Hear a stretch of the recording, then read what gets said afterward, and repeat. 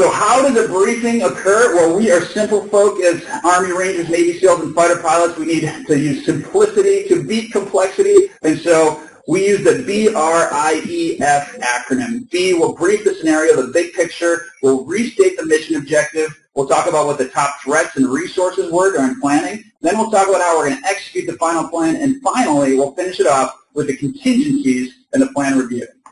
So brief the scenario. This is the big picture. I want you to tell me why this mission is important.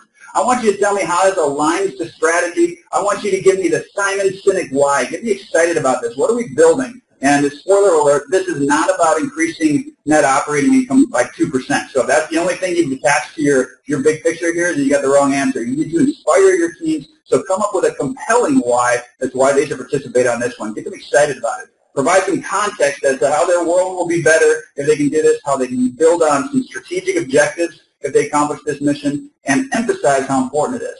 Take 2 to 3 minutes here.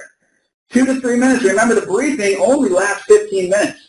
So this is roughly 20% of your entire presentation is going to be on the why. We always get pushback when we have our clients do this. Clients say, that's way too long. It's uncomfortable to talk that long about the why. And they say, I've already told them 3 times before. I shouldn't need to tell them again. Well, unfortunately, folks, behavioral scientists tell us that until we've told somebody something about 7 times, they're not going to remember it. So instead of saying, I've already told them 3 times, flip that around and say, okay, 3 times done, I'm going to tell them 4 more before they're going to be able to actually articulate it themselves. The why is so important. So anchor here, because in a week when they have other things crop up that they want to focus on, your why that you articulate in this conversation is going to be the only thing that compels them to stay focused on this mission. Next, you want to restate the mission objective. This is the easy part. This should be clear, measurable, achievable. If you did your planning right, this should already support your aligned high-definition destination, and it should meet all the requirements for a good mission objective. Post the mission objective clearly in a prominent place in your work environment. So put it somewhere where everybody can see it. This is our new definition for success, at least in the short term. So get the team aligned to it. Make it exciting. Make it fun. Make this a competition to, as a team, accomplish this goal. Next up, identify your top threats and resources. The top threats create a sense of urgency for the group to act. And that's because we're reminding the team that success isn't guaranteed. Hey, there's a lot of stuff that we identified in the planning stage that showed that this was going to be a lot tougher than we initially thought. And these threats are very real, and they can stop us. So instead of being complacent, let's create a sense of urgency around action.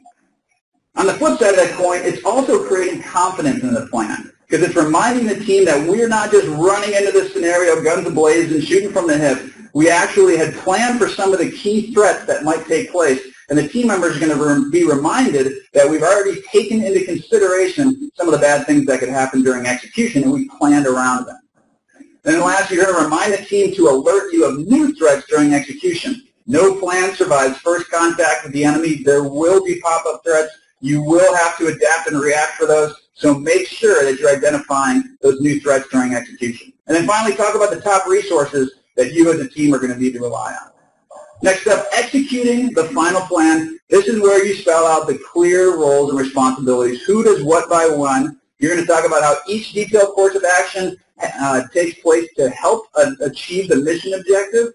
And I want you to do something here that in presentation 101 they told you not to. I want you to look at the screen and just read who, what, when as you go through this step. And that's because you are reiterating for the group, not only do they see it on the screen, they're hearing their name called out here, and the accountability is added into the scenario where everybody's going to get their portion of the job done to make sure that it takes place. Clear roles and responsibilities are articulated, and that's one person for each task. So resist the urge to put in a functional group like all sales team members or all R&D team members. That's one person that I get to go talk to ask how that task is going. Doesn't mean that one person executes everything, but I need to be able to only talk to one person for each task. And then finally, we want to talk about flexibility and contingencies. This is the key to agility during execution. We already know that the plan is going to have to be tweaked and have minor changes as the market environment changes around us. So let's create those changes and plan for them in contingencies. Review the initial triggers for those contingencies. And what you're doing here is you're building confidence with the team that are saying, yeah, this would be a great mission, but you know, there's so many unknowns that are still out there, and things could go a very different direction if that merger goes through in 3 weeks. and you're showing them that we took that into consideration. We have steps in place and initial actions in place if we do have to execute these contingency plans.